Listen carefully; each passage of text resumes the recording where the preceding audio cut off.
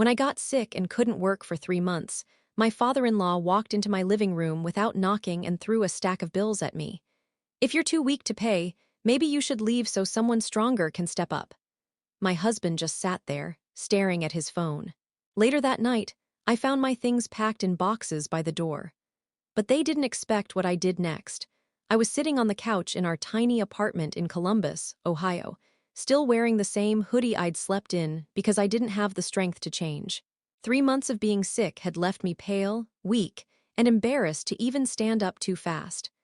I was scrolling through my medical app, trying to figure out if the new medication might finally help, when the front door swung open so hard it hit the wall. My father-in-law, Ron, barged in without even knocking. He didn't say hello. He didn't ask how I was. He just stormed past me and dropped a fat stack of bills right onto my lap. They slapped against my thigh like he was hitting me with them. "If you're too weak to pay," he said, his voice cold and disgusted, "maybe you should leave so someone stronger can step up." I froze. I honestly thought he was joking for a second. But he just stood there, arms crossed, staring at me like I was some worthless stranger he regretted letting into his family. And my husband, Mark, was sitting across from me at the dining table, staring at his phone. He didn't look up. Not once. Not even when Ron stepped closer and said, "I told you this would happen when you married someone who can't pull their own weight." I felt my throat burn, but I swallowed it back. I didn't want Ron to see me cry. I didn't want him to see anything. When I finally looked at Mark and said, "Are you seriously going to let him talk to me like that?" He just mumbled, "He's not wrong," still staring at his phone. That moment felt like the air got sucked out of the room. My own husband couldn't even look at me while his father humiliated me in my own living room. Ron left right after that, slamming the door behind him. Mark didn't say a word as the bills slid off my lap and scattered onto the floor. I sat there until the apartment got dark. I kept telling myself that maybe Mark was overwhelmed. Maybe he'd apologize later. Maybe he'd realize how cruel he'd been. But that night, after I got out of the shower and walked back into the hallway, I saw boxes. My boxes, packed and taped. Sitting by the front door like trash waiting for pickup. My clothes, my laptop, my books, even my childhood photos, all of it boxed up. I just stood there staring, dripping water onto the carpet. When Mark walked by, he didn't even look ashamed. He just said, "It's for the best. You should go stay with your mom until you're better. Dad thinks—" I cut him off. "I don't care what your dad thinks." He shrugged, actually shrugged. "It's not a big deal. We need space right now." Space. That was the word he chose while my life sat packed in cardboard like he was done with me. I didn't scream. I didn't cry. I didn't say anything. I just walked back to the bedroom and closed the door. But they had no clue what I was planning. They had no idea what I'd already discovered earlier that week, something that would change everything. Something they never expected me to know. And the moment I realized I wasn't just betrayed, I was being pushed out for a reason. A reason that made me stop being scared. A reason that made me ready. Because if they wanted me gone, I was about to show them what a real exit looks like. Before all of this, before the sickness and the boxes by the door, I honestly believed I had married a decent man. Not perfect. Mark was never the guy who remembered anniversaries or noticed haircuts, but decent enough. We met in Dayton at a mutual friend's cookout. He was quiet, gentle, and acted like he actually listened when I talked. After a string of loud, messy relationships that felt like peace. For the first few years, things were normal. Not amazing, not terrible, just normal. We both worked full-time. I handled the boring stuff like rent, auto pay, the electric bill, and keeping the apartment from turning into a frat house. He handled his job, video games, and whatever new hobby he swore would change his life every few months. I didn't mind carrying a little more of the load. I grew up used to taking care of things. His father, though, Ron, never liked me, never even tried to hide it. I wasn't from the right family. I didn't grow up with money. I didn't have some fancy career he could brag about to his golf buddies. Every holiday he'd throw those little jabs. Some people are built for success, some for support roles. He said that once while handing me a carving knife like I was supposed to serve everyone. But Mark always said, "Just ignore him, he's like that with everyone." So I pushed through it. Then last year, everything fell apart. I got sick, really sick.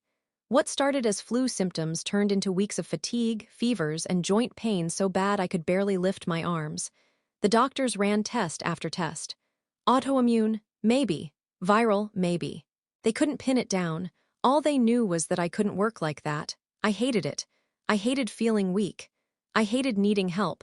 I hated the medical bills that seemed to multiply every time I blinked. At first, Mark acted supportive. He brought me water, picked up my prescriptions, made me toast when I couldn't stand long enough to cook. But after the first month, something shifted. He got impatient, irritated. It was like he was waiting for me to snap out of it and be normal again. Whenever his dad called, the conversations got shorter, but the tension afterward got heavier. One night I overheard Ron on speaker phone saying, "You married a liability, don't let her drag you down." Mark didn't defend me. He just sighed and said, "I'm figuring it out." I tried to stay quiet, stay small, stay out of the way. I handled what I could, even when standing made my head spin. But the bills piled up anyway, and I noticed Mark stopped depositing his share into our joint account. When I asked, he said, "I'm covering other stuff. Don't worry about it." Except I did worry. Then earlier that week, 5 days before the bills were thrown at me, I logged into the electric company website to set up a payment plan. That's when I saw it. A new name listed on the account. Not mine, Ron's. I remember staring at it, confused. I hadn't added him. He didn't live with us. There was zero reason he'd be attached to our utilities unless someone gave him access. I didn't confront Mark right away. I was too tired, and honestly, too scared of what the answer might be, so I saved a screenshot and kept it to myself. But that was the moment I knew something was off. Bad off. Like I was being quietly pushed out of my own home. And the worst part? I hadn't even uncovered the real betrayal yet. That was still coming. After I found Ron's name on our electric account, I started noticing other little things, things that didn't make sense unless someone was preparing for a future that didn't include me. For example, Mark suddenly became protective of his phone. This man used to leave it face up on the table while he showered, while he napped, while he walked the dog. Now he kept it glued to his body like it was a pacemaker keeping him alive. If it buzzed, he'd tilt the screen away from me. If I walked into the room, he'd lock it instantly. He claimed he was just trying to unplug from work stuff.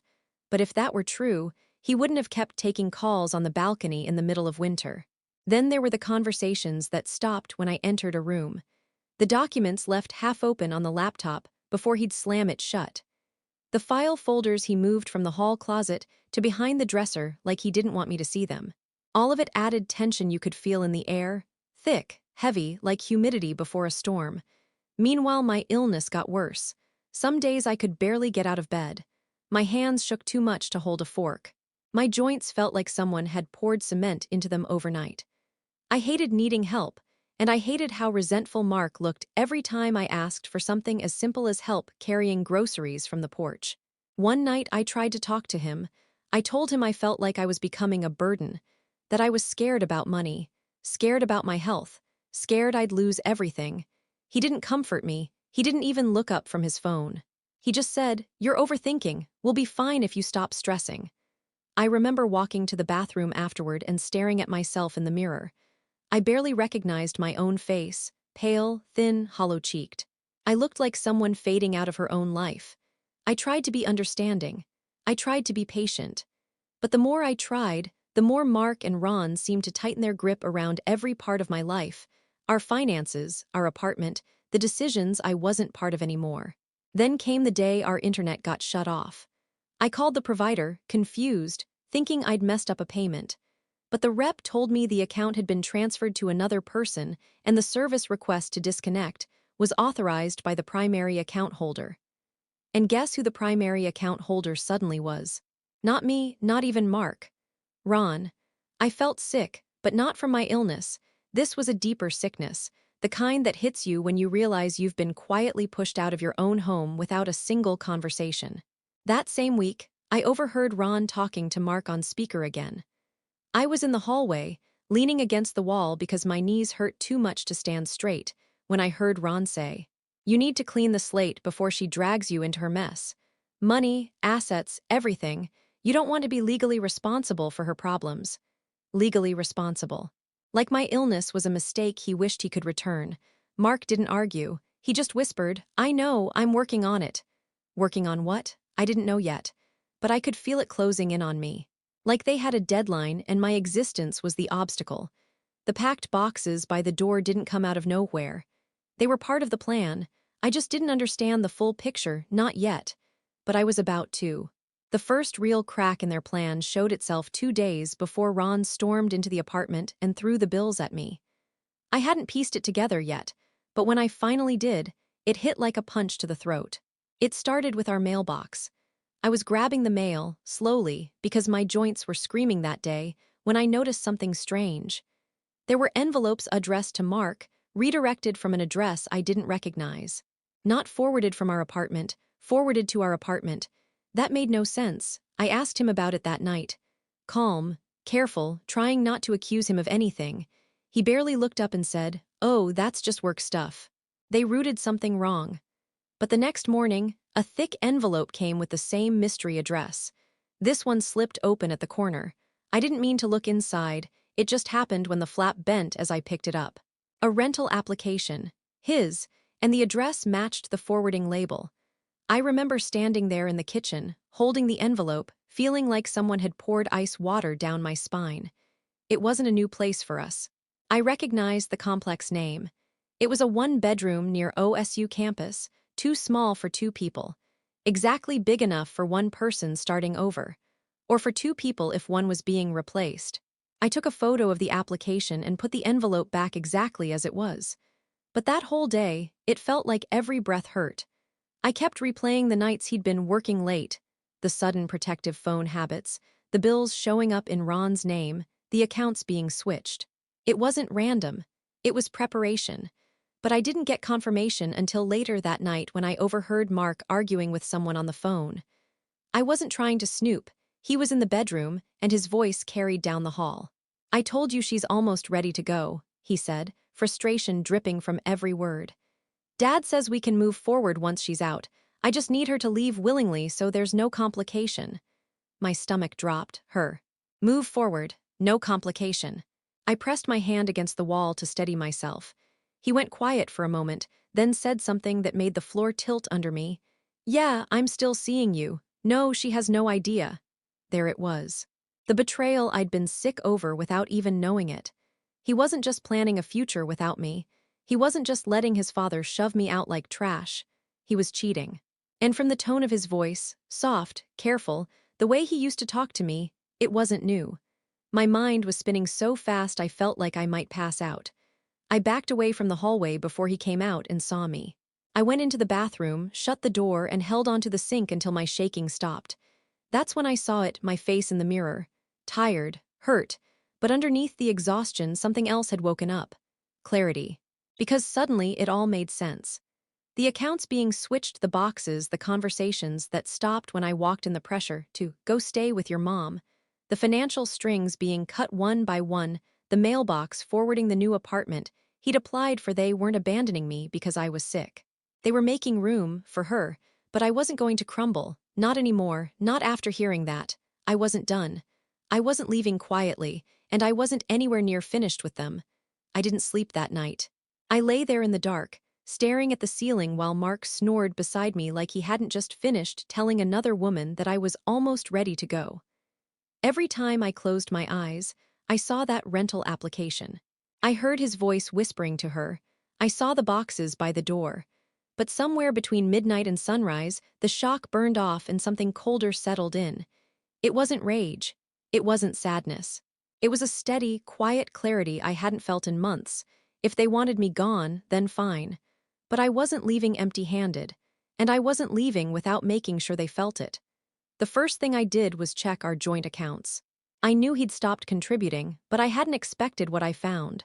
Mark had been slowly siphoning money out, small transfers every week, disguised as utilities or subscriptions. He assumed I was too sick to notice. Maybe that was true before, not anymore. The next morning, while he was in the shower, I logged into every account we shared. I downloaded statements going back 6 months. I saved PDFs. I took screenshots. I organized every piece of evidence.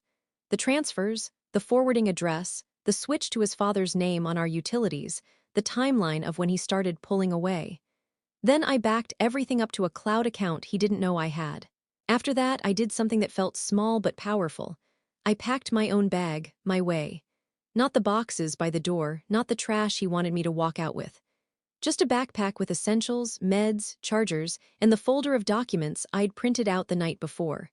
Then I sat on the edge of the bed and waited for him to come home from work. He didn't even say hello when he walked in. Just kicked off his shoes, grabbed a soda, and flopped onto the couch. I watched him for a second, wondering how I'd ever thought he was decent. When he finally looked up, he said, "Why are your bags packed? Are you going to your mom's?" I didn't answer. I just studied his face, dull, bored, careless, like he was already living in that new apartment with her. He got annoyed when I didn't respond. "Look, it's temporary, we just need space. You staying somewhere else is the easiest way to—" I cut him off. "When were you going to tell me about the other woman?" His whole body went still. His soda can froze halfway to his mouth. His eyes flicked to the hallway like maybe he could run. He tried to lie first. They always do. "What are you talking about?" I didn't respond. I just slid my phone across the coffee table, screen up, audio clip cued, the one I'd recorded of him talking to her on the phone. He didn't even hit play, he just sat back like all the air had been punched out of him. "Where did you—" "Doesn't matter," I said. Then I dropped the second blow. "And I know about the apartment." That one landed harder. His face went pale, he opened his mouth, closed it, opened it again. "You weren't supposed to see—" "No," I said quietly. "I wasn't supposed to survive long enough to see any of it." He flinched like I'd slapped him. Good. Because I wasn't scared anymore. I wasn't weak. I wasn't disposable. I had leverage now, real leverage, and I was about to use it. What Mark and Ron didn't know, what they never expected, was what else I had discovered buried in the paperwork. Something far bigger than cheating. Something far worse than the apartment. Something that would blow everything open. Something they thought I was too sick and too stupid to catch. But I did, and it changed the entire game. The leverage I had wasn't just the cheating or the apartment. Those were personal betrayals, emotional knives. But what I found buried in the paperwork, the thing they assumed I'd be too sick or too distracted to ever notice, that was the bomb. It started with a letter. A plain white envelope slipped between junk mail and a coupon booklet addressed to both of us. It came from a bank I didn't recognize, one we didn't use.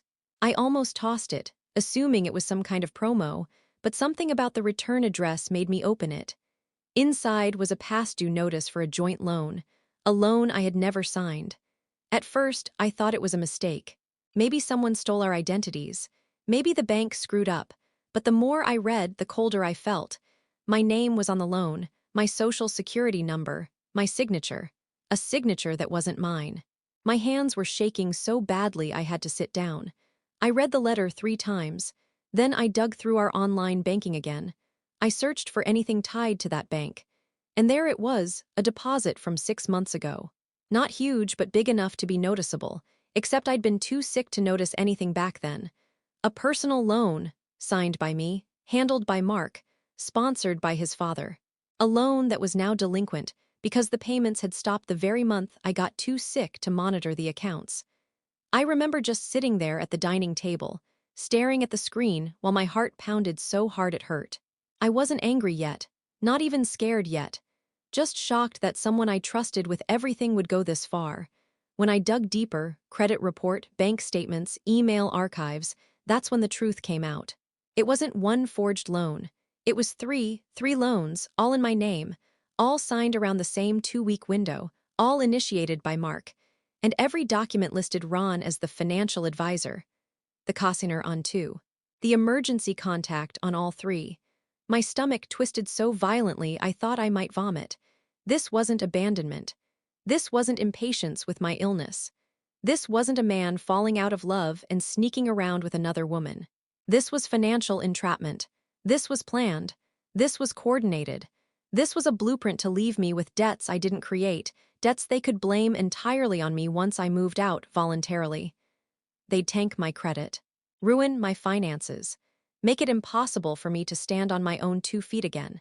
They were trying to cripple me permanently, quietly, legally, and without ever having to say the words out loud. And the part that made everything click into place was this. Each loan had been applied for right after my first major doctor visit. The visit where they told Mark my condition might be chronic. The visit he'd insisted on attending with me. The visit where he'd heard the doctor say I might need long-term support. He went home from that appointment and forged my name 3 times. That was the final piece. That was the twist that pulled the whole picture into focus. Ron and Mark didn't just want me gone. They wanted me ruined. But here's the part that made me smile, actually smile for the first time in weeks. Because if they wanted a clean escape, they should have covered their tracks better. They should have never left those documents lying around. They should have never assumed sickness meant stupidity. They didn't realize they left enough evidence to bury them, and I wasn't done gathering.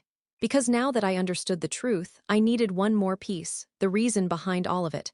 Why they'd gone this far, why they'd risked everything. And when I finally uncovered it, it didn't just shock me, it chilled me. The reason didn't come to me all at once. It came in pieces, quiet fragments that only made sense after I put them together like a puzzle I never wanted to solve. It started with Ron. I'd always thought he just disliked me. Maybe judged me. Maybe saw me as not good enough for his precious son. But hatred alone doesn't create a blueprint to financially destroy someone. Hate doesn't forge signatures. Hate doesn't transfer accounts behind someone's back. Greed does, and selfishness, and fear. The first clue came from a conversation I overheard by accident, a different one than before.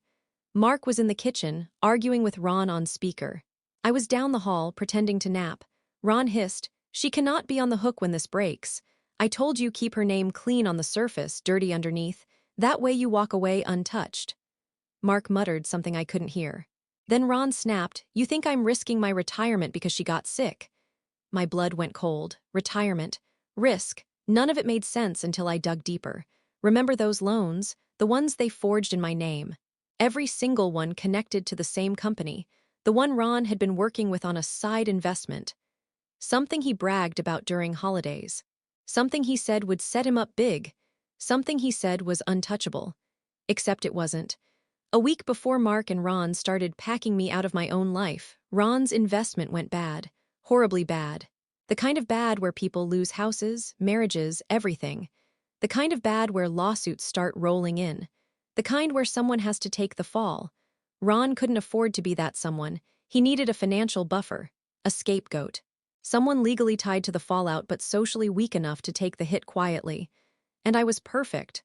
Sick. Exhausted. Distracted. Barely hanging on. He probably thought I'd sign anything if Mark handed it to me. Or that I'd be too weak to monitor accounts. Too overwhelmed to ask questions. Too trusting to believe they'd betray me. He wasn't entirely wrong, at least not back then. But here's the part that burned the deepest.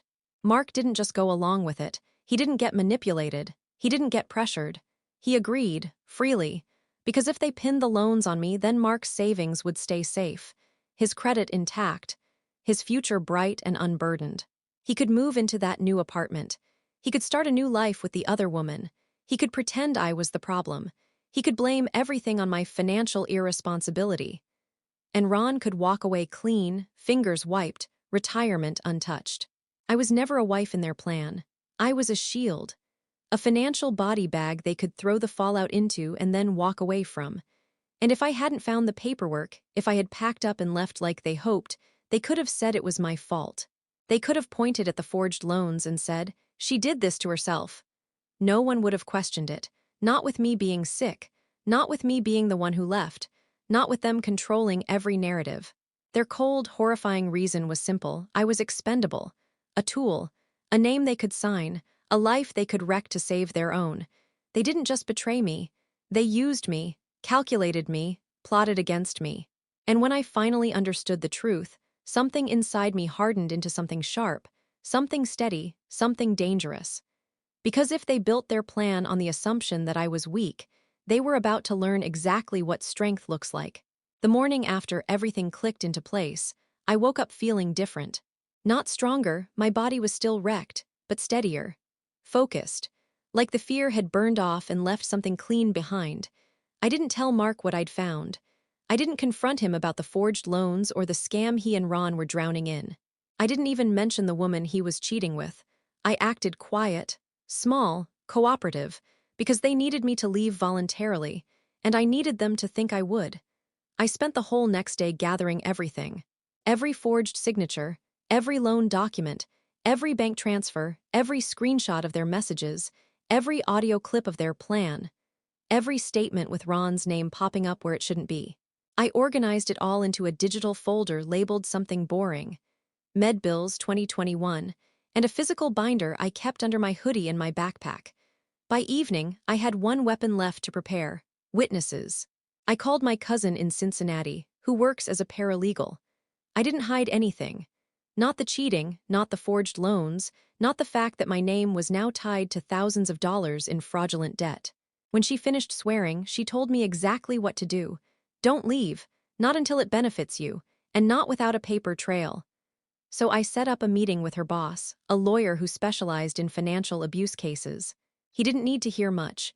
The moment I said forged signatures and cautioned by his father, he said, "Get here tomorrow, we'll handle the rest." The next morning, I walked into the living room with my backpack. Mark glanced up from his phone with this annoyed, bored expression he'd perfected lately. "You leaving now?" he asked, like I was late for an appointment. I nodded. "Yeah, I'm done." He actually smiled. A tiny relieved smile. Like he'd finally fixed a problem. He didn't know that I'd already emailed everything to the lawyer. He didn't know I'd already frozen my credit.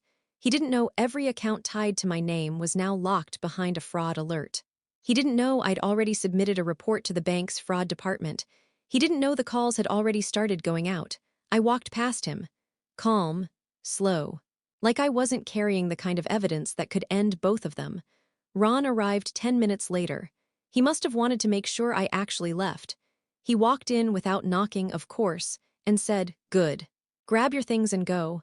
I zipped my backpack. "I'm going."